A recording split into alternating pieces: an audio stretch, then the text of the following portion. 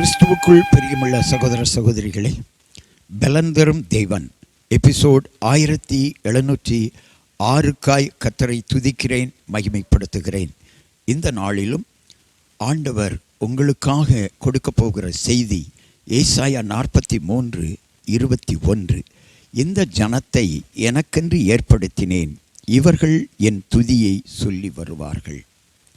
துதிக்கிற ஜனங்கள் கர்த்தரால் ஏற்படுத்தப்பட்டவர்கள். ஆராதிக்கிற ஜனங்கள் கர்த்தரால் ஏற்படுத்தப்பட்டவர்கள். இன்றைக்கு கிறிஸ்தவ ஆலயங்களிலே, அநேக பெரும்பான்மையான ஆலயங்களிலே துதி இல்லை, ஆராதனை இல்லை. எல்லாரும் ஆலயத்திற்கு போகிறார்கள், ஆனால் ஆராதிக்கிற இடத்திற்கு போகிறீர்களா? அதுதான் முக்கியம். ஏனென்றால் ஆராதிக்கிற இடத்தில்தான் தேவன் வருகிறவர்களை தம்முடைய பிள்ளைகளாக எண்ணுவார். ஆராதிக்கிறவர்களைத்தான் தம்முடைய ஜனங்களாக கருதுவார். எந்த இடத்துல ஆராதனை இல்லாமல் ஆலயம் நடந்து கொண்டிருக்கிறதோ அங்கே வருகிற ஜனங்களை தேவன் ஒதுக்க மாட்டார், விலக்க மாட்டார்.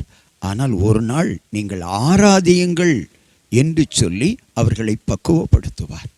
ஆராதிக்கிற பொழுதுதான் விடுதலை கிடைக்கும். சாத்ராக், மேஷாக், ஹல்லேலூயா, ஆபேத்நேகோ தேவனை ஆராதித்தார்கள். நாங்கள் ஆராதிக்கிற தேவன் எங்களை தப்புவிக்க வல்லவர். மகளே, மகனே, இந்த செய்தியை கேட்டுக்கொண்டிருக்கிறாய். நீ தேவனுடைய பிள்ளையாய், தேவனுடைய ஜனமாய் இருப்பதினாலே துதித்து கொண்டே இரு, நீ விடுதலை பெறுவாய். கண்களை மூடி ஜெபிக்கலாம்.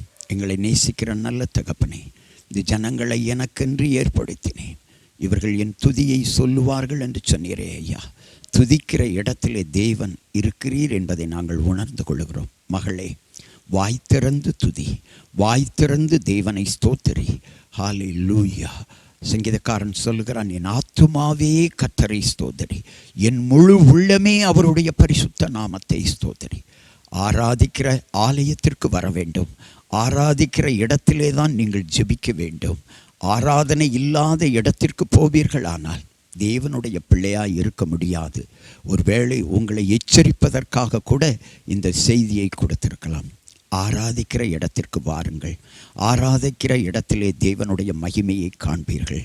ஹல்லேலூயா, ஹல்லேலூயா. நீங்கள் ஆராதிக்கிற தேவன் உங்களை தப்புவிக்க வல்லவர். ஆராதித்து பாருங்கள், துதித்து பாருங்கள். துதிக்கிற இடத்துல ஹல்லேலூயா, எரிகோ கோட்டை விழுந்ததைப் போல உங்களுக்கு எதிரடையாக இருக்கிற பயம், உங்களுக்கு எதிரடையாக இருக்கிற பணப்பிரச்சனை, வேலை பிரச்சனை, தொழில் பிரச்சனை, எதிரடையான எந்த பிரச்சனையாக இருந்தாலும் இன்றைக்கு விழுந்துவிடும். துதியுங்கள், தேவனுடைய மகிமையை காண்பீர்கள், தேவனுடைய வல்லமையை காண்பீர்கள். இயேசு கிறிஸ்துவின் ஈடு இணையற்ற நாமத்தில் மகளே உனக்காகத்தான், மகனே உனக்காகத்தான். ஹல்லேலூயா. துதித்து கொண்டே இரு, நீ ஜெயம் பெறுவாய். இயேசுவின் நாமத்தில் ஜெபிக்கிறேன் பிதாவே, ஆமென்.